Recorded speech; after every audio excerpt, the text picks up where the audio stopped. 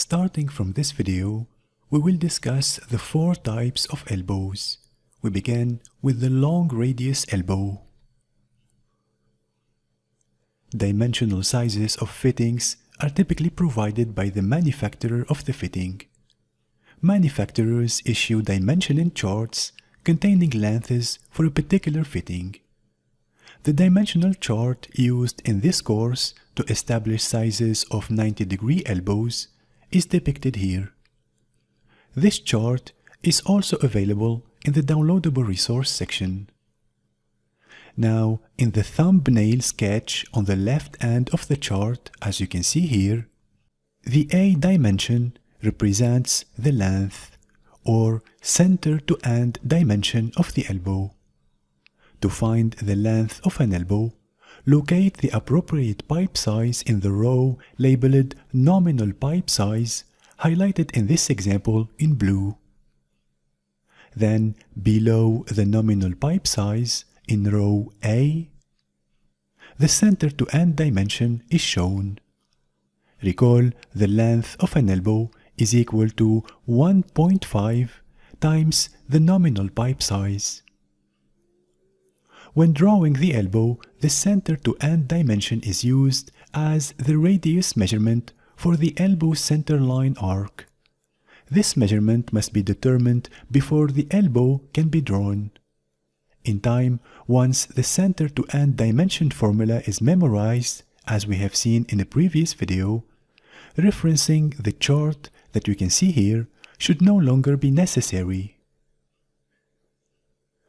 Okay, let's now talk about drawing symbols for the 90 degrees long radius elbow. As with all drafting disciplines, symbols are used to represent real-world items on drawings.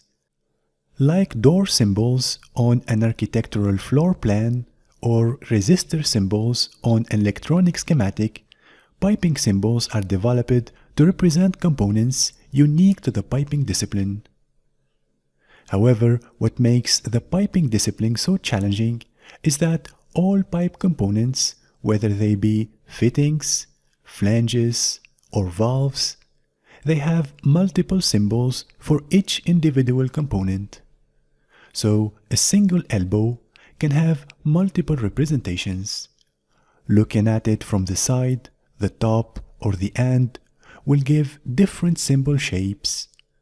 For example, the 90-degree long radius elbow can be rotated in numerous orientations, as seen here. As you can see here, these rotations represent an elbow turning to the right, as well as rolling toward you and rolling away from you. The drawing symbols for the 90-degree long radius elbow are derived from these rotations. Another drawing technique unique to the piping discipline is that each component, depending on its pipe diameter, can be represented as either a single line or double line symbol. As with pipe, fittings that are 12-inch and smaller are drawn with single line symbols, and those 14-inch and above are drawn with double line symbols. The following figures show the drawing symbols for the various orthographic views of a 90-degree elbow for single and double line.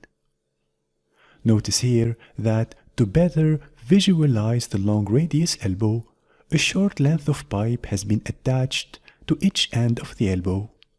This depicts how the elbow might appear if it were welded to a run of pipe. Remember, only the center line arc of the elbow is drawn when representing the single line symbols. Also, keep in mind, as the front view of the elbow is rotated, so too will be the adjacent orthographic views be rotated.